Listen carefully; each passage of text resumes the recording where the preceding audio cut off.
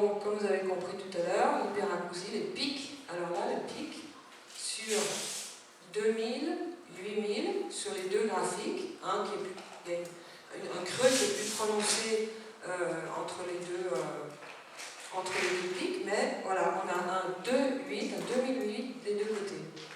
Et Bérard a fait cette découverte par hasard. La découverte entre la concomitance de ces pics et d'un certain comportement, parce qu'il a eu affaire à des adolescents qui avaient une anamnèse assez difficile, assez spectaculaire, dans le sens qu'il y avait des problèmes peut-être scolaires et tout, mais elles avaient il y avait eu une tentative de suicide. Et donc, il avait noté qu'il y avait un pic de 1000, 8000. Il a vu d'autres gens, d'autres personnes. Dans ce cas-là, il a commencé avec la même anamnèse. Donc, il a commencé à se pencher sur ce problème des hyperacousies relatives, chose que personne n'avait fait jusque-là. Parce que tout le monde s'occupe de la perte d'audition, mais jamais de quand on entend trop, d'accord? Et donc, il a demandé à des collègues psychiatres de lui envoyer des personnes, de lui adresser des personnes pour faire des tests, pour vérifier ça. Il s'est rendu compte, en effet, de cette concomitance. Donc, il a commencé à penser qu'il pouvait peut-être aider les gens en corrigeant la porte d'entrée auditive. Et il a inséré sur son appareil, l'appareil qu'il avait mis au point, la possibilité de filtrer, c'est-à-dire d'enlever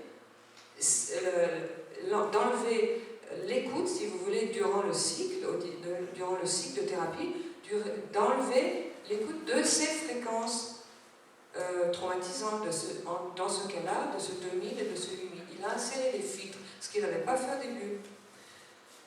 Et il s'est rendu compte que les gens changeaient.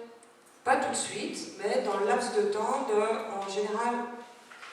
Bon, de la fin de la thérapie, on peut dire pendant le mois qui suit, ils changent de comportement, ils se sentent mieux. Quand la courbe change, le comportement change. Alors ensuite, il a trouvé d'autres hyperacousies relatives importantes en concomitance avec d'autres comportements. Par exemple, 1000, 8000, l'association et 1005, 8000. Ça, c'est des comportements de type dépressif. Il y a une concomitance entre l'histoire du patient et cette hyperacousie relative précise.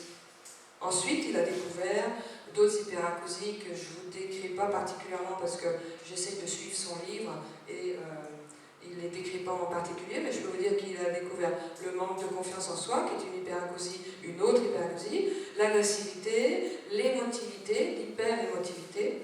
Et donc, en agissant sur ces pics, en les réduisant, en mettant des filtres, on arrive à aider les gens dans leur comportement.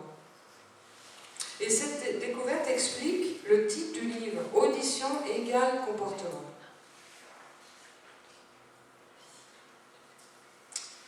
Alors, devant des problèmes de langage, de manque d'attention, de paresse, des problèmes d'orthographe et de comportement, on doit penser à un défaut de l'audition.